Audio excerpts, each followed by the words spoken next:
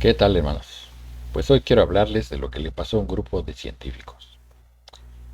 Se iba a realizar un congreso del estudio de la mente en el país, así es que estaban muy emocionados porque asistirían eminencias de todo el mundo.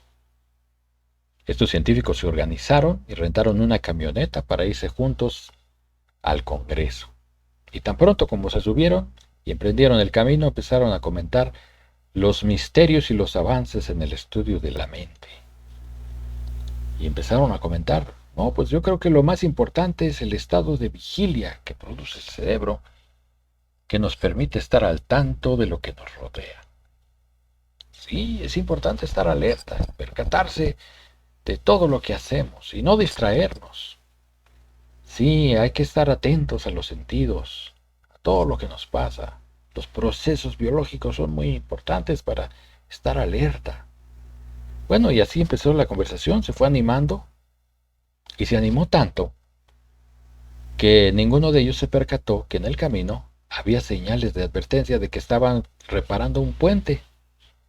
Así es que pasaron de largo los científicos y acabaron en el fondo de un barranco. ¿Qué aprendemos de esta ilustración, hermanos? Practica lo que dices. Practica lo que dices. Jesucristo en el primer siglo se dirigió a los líderes religiosos y les dijo algo así. Ustedes hablan y hablan y hablan, pero no viven conforme a los principios bíblicos. No toman en cuenta a Dios. Y Jesucristo no estaba hablando de que no fueran al templo, o que no pagaran impuestos, o que no hicieran oración. De hecho, lo hacían de manera pública. Jesucristo se refería a algo más importante. Allá en el año 60 de nuestra era, el apóstol Pablo escribió una carta muy interesante que habla al respecto de esto que estamos platicando. Es una carta especial porque fue dirigida no a una congregación, sino a un hermano, al hermano Filemón. Filemón fue un cristiano prominente de Colosas. De hecho, en su casa se realizaban las reuniones. Ahí se reunía la congregación de los colosenses. Así es que podemos decir que Filemón era un hermano generoso, hermano hospitalario.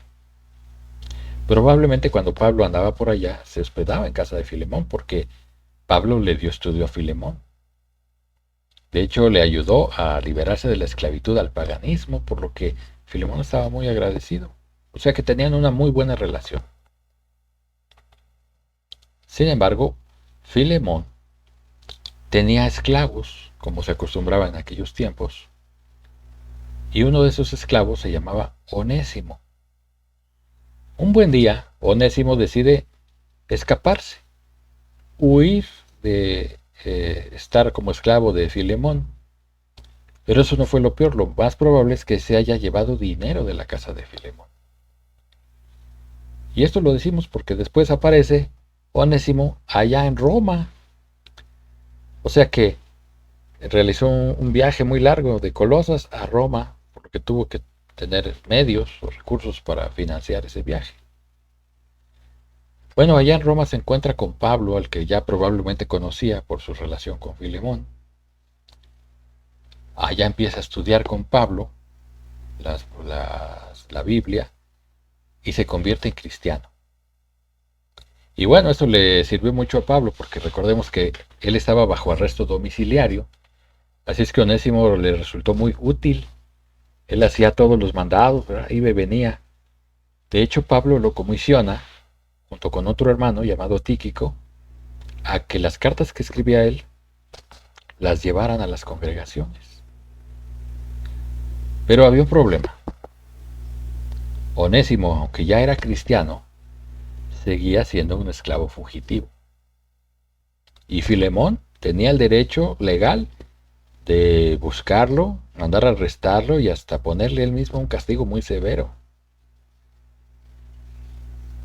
Hacía poco tiempo, Pablo le había escrito a los efesios que los esclavos tenían que ser obedientes a sus amos y que tenían que portarse dignos de las buenas nuevas.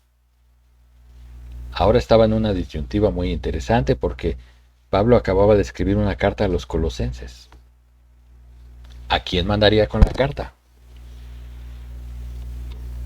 Bueno, Pablo habla con Onésimo, ¿verdad? Y le dice, mira, aunque ya eres cristiano, tienes un asunto pendiente con Filemón. Necesitas resolverlo. Y es que Pablo no dijo, bueno, como el asunto que tenías con Filemón fue antes de que fueras cristiano, entonces lo vamos a pasar por alto. No, tenía una responsabilidad que tenía que cumplir, ¿verdad? Así es que Pablo manda la carta a los colosenses y manda una carta a Filemón. Pablo también podría haber aprovechado su estatus de apóstol y decirle, mira, Filemón, ahí te mando Onésimo, pero ya no lo puedes tratar como esclavo, porque ahora es tu hermano en la fe. No, no hizo eso. Miren, vamos a ver lo que dice la carta a Filemón. El capítulo es el 8, los versículos 9 y 10. Dice, por esa misma razón, aunque por causa del Cristo tengo plena libertad para ordenarte que hagas lo correcto, prefiero rogarte, apelando al amor, porque yo, Pablo, soy un hombre mayor y ahora también un prisionero por Cristo Jesús. Bueno, Pablo no usa unas palancas, ¿verdad? O por la amistad a Onésimo no le suaviza la responsabilidad. De hecho, lo ayuda a cumplir con esta. Miren más adelante en la carta de Filemón, veamos lo que dice el capítulo 18, versículos 18 y 19. Es más, si hizo algo que te perjudicó o te debe algo, cárgalo a mi cuenta. Yo, Pablo, te escribo con mi propia mano, yo te pagaré. ¿Qué aprendemos, hermanos, o qué podemos discernir de estos pasajes de la Biblia? Que hay que ser congruentes con lo que decimos. Hay muchas maneras de predicar, por carta, presencialmente, por video, por texto, pero algo indispensable, hermanos, es predicar con el ejemplo, ser congruentes con lo que decimos. Así lo hizo Pablo. Y podemos reflexionar en eso, ¿verdad? En este día de predicación. De hecho, sin esta forma de predicar, con el ejemplo, con nuestra forma de vivir, pues no tendrían valor las otras maneras de predicar, ¿verdad? Bien, pues esta es la consideración de esta mañana, hermanos, para reflexionar en este día de predicación. Vamos a hacer una oración.